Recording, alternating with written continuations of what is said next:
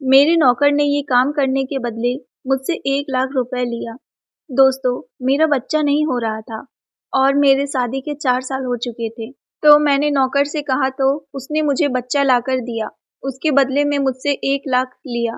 मैंने उससे कहा कि तुम ये बात मुझे और मेरे पति को छोड़ के किसी को भी मेरे घर में नहीं बताओगे कि ये मेरा बच्चा नहीं है। सबको यही बोलोगे कि ये मेरा बच्चा है। उसने कहा कि ठीक है मालकिन, अगर आप 1 लाख रुपए दे दो तो फिर मैं आपको कुछ नहीं बोलूँगा। उस दिन से मेरे दिल में जैसे कोई अधूरी ख्वाहिश पूरी हो गई थी। मैं बच्चों को अपनी गोद में लेकर रो पड़ी थी। ऐसा लग रहा था जैसे मेरी ज़िंदगी में खुशियों का 4 चाँद उतर आया हो।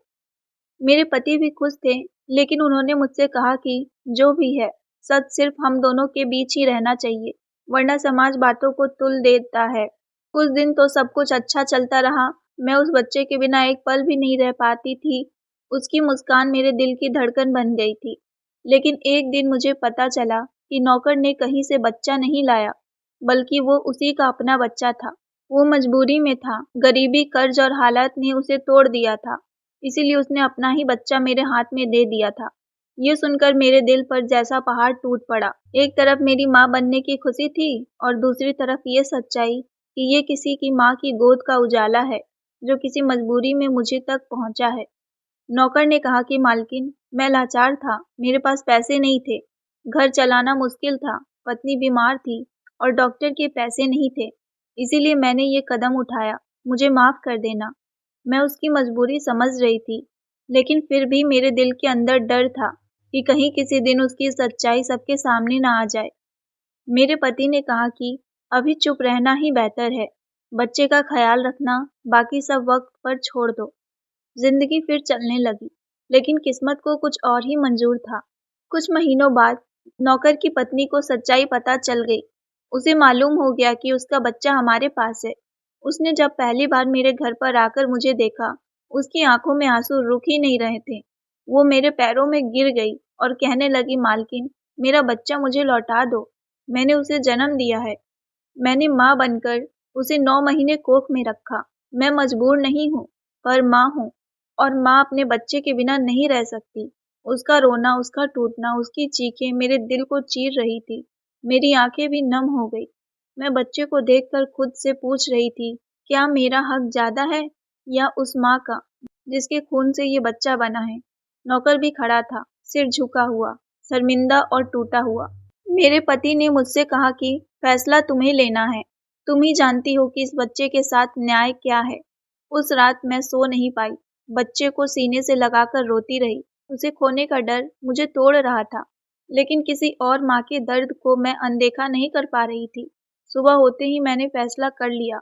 मैं खुद वो बच्चा उसकी माँ की गोद में देने गई। जब मैंने बच्चा उसके हाथ में रखा, तो वो फूट-फूट कर रोने लगी। उसके चेहरे पर खुशी और दर्द दोनों थे। मैं भी टूट गई और मेरे आंसू रुक ही नहीं रहे थे। उस दिन मुझे लगा कि शायद माँ होने का मतलब सिर्फ बच्चे को पाना नहीं, सही के लिए खुद को दर्द देना भी है। लेकिन जब बच्चा चला गया, तो मेरा घर फिर खाली हो गया। फिर सन्नाटा, फिर वही दर्द, फिर वही अधूरापन लौट आया। कई दिन तक मैं टूट चुकी थी, लेकिन मेरे पति ने मेरा साथ नहीं छोड़ा। उन्होंने कहा कि अगर खुदा ने हमें नहीं दिया, तो इसका मतलब ये नहीं कि हम किसी के बच्चे की ज़िंदगी सँवार नहीं सकते। फिर हमने फैसला किया कि हम किसी अनाथ बच्चे को गोद लेंगे, किसी ऐसे मासूम को घर देंगे जिसे सच में एक माँ-बाप की ज़रूरत है। हम आश्रम गए, वहाँ कई मासूम चेहरे थे। सबकी आंखों में एक उम्मीद थी। वहाँ एक छोटी-सी बच्ची थी, जो कोने में बैठी मुस्कुरा रही थी।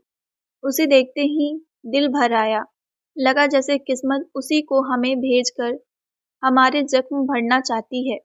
हमने कानूनी तरीके से उसे अपनाया, सब प्रक्रिया पूरी की और फिर वही बच्ची हमारे घर आ गई। आज वो मेरी जान है, मेरी मुस्कान है। मैंने सीखा कि बच्चा सिर्फ खून से नहीं, प्यार से अपना बनता है। नौकर और उसकी पत्नी भी आज खुश हैं। उनका बच्चा उनके साथ है। उनके घर में भी हंसी लौट आई और हमारे घर में भी एक नई सुबह आई। जिंदगी ने हमें सिखाया कि किसी की मजबूरी पर खुशियों का इमारत नहीं बनती। सच्ची खुशी वही है जिसमें किसी का हक ना छीने, बल्कि किसी के जीवन में रोशनी जोड़ दी जाए। उसके बाद मेरी जिंदगी एक नए मोड़ पर आ गई। आश्रम से आई उस बच्ची ने हमारे घर की खाली दीवारों पर हंसी की तस्वीरें बना दी।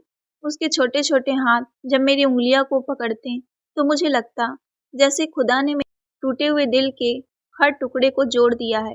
मैं उसे रोज उसे अच्छे संस्कार देती, पढ़ाई सिखाती, प्यार देती, उसे बताती कि दुनिया डरने की जगह नहीं बल्कि सीखने और आगे बढ़ने की जगह है। धीरे धीरे समाज के लोगों को भी ये बात समझ आई कि बच्चा सिर्फ खून से अपना नहीं होता, दिल से भी अपना होता है। कुछ लोग पहले ताने देते थे, कहते थे कि ये गोद लिया बच्चा है, ये तुम्हारा नहीं है। लेकिन जब उन्होंने मुझे और मेरे पति को उस बच्ची के लिए सब कुछ करते देखा, तो उनकी सोच बदलने लगी। वो कहते कि असली माँ वही है जो बच्चे के साथ खड़ी रहे, चाहे वो अपनी कोख से पैदा हुआ हो या नहीं। मैं हर भगवान का शुक्रिया अदा करती हूँ। उन्होंने मुझे दूसरी माँ के दर्द को समझने का हौसला दिया और फिर किसी ऐसे बच्चे की माँ बनने का मौका दिया जिसे सच में एक घर, एक परिवार, एक पहचान की ज़रूरत थी।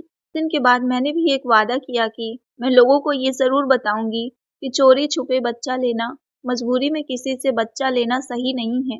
सही रास्ता हमेशा गोद लेने का है, जहाँ बच्चा भी सुरक्षित रहता है और कानून की तरह उसे अधिकार भी मिलता है।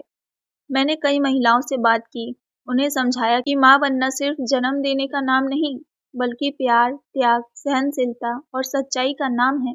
मेरी बेटी बड़ी होती गई, वो बहुत समझदार निकली। एक दिन उसने मुझसे पूछा, माँ, क्या मैं आपके पेट से नहीं पैदा हुई हूँ? उस दिन मेरे गले में शब्द अटक गए, लेकिन मैंने सच नहीं छुपाया।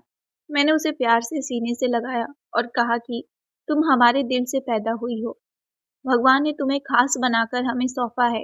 उसने मेरी आंखों से आंसू पोंछे और मुस्कुराते हुए बोली, माँ, मुझे फर्क नहीं पड़ता, मैं सिर्फ आपकी हूँ। उस दिन मेरी आंखों से खुशी के आंसू रुक ही नहीं रहे थे। समय बीतता गया, नौकर और उसकी पत्नी भी अब पहले से ज्यादा खुश रहने लगे। उनका बच्चा उनके साथ था। उनके घर में फिर से हंसी गूंजती थी। जब भी वो हमें देखते तो दुआएं देते, हमारा घर भी बचाया और हमारे बच्चे को भी। अगर आप चाहती तो उसे हमेशा के लिए अपने पास रख सकती थी, पर आपने इंसाफ किया, इंसानियत निभाई। वो और उसकी पत्नी अपने बच्चे के साथ हमारे घर पर आते, सब मिलकर हंसते खेलते और जिंदगी के उस दर्दनाक लेकिन सीख देने वाली दौर को याद करते, जो हमें हमेशा ये याद दिलाता था कि मजबूरी की जीत नहीं बल्कि इंसानियत की जीत सबसे बड़ी जीत होती है। मेरी बेटी स्कूल गई, पढ़ाई में अच्छी निकली, धीरे धीरे वो बड़ी होती गई। उसने माँ बनने का असली मतलब मुझसे सीखा।